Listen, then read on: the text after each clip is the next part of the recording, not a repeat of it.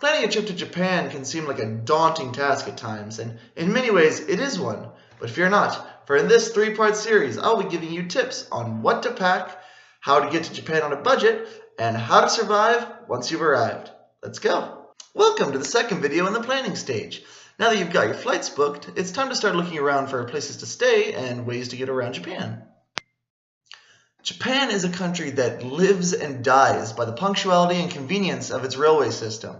If you've ever tried to travel around the USA by train, you know that multi-hour delays are common, even in interstate travel.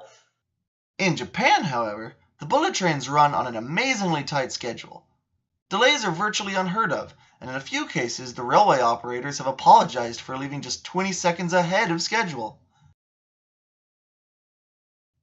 If you plan on traveling around the country, and not just staying in Tokyo and the surrounding areas, it's probably a good idea to purchase a JR Railway Pass. The JR Railway Pass is designed specifically for tourists and cannot be purchased by Japanese natives or people there on work or other visas. This gives you access to almost all of the bullet train lines up and down the country, and is often cheaper than trying to buy individual tickets.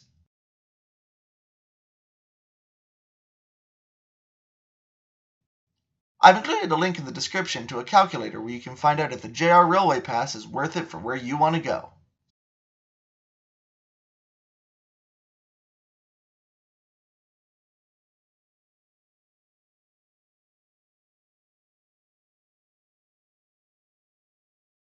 Now that you know how you're getting around, it's time to figure out where you'll be staying. For my trip, I've planned to stay at 3 distinct types of lodgings: standard Western hotels, ryokans, and capsule hotels. Your standard hotels are just that, a standard lodging experience, possibly with breakfast included, and generally around $100 to $150 per night.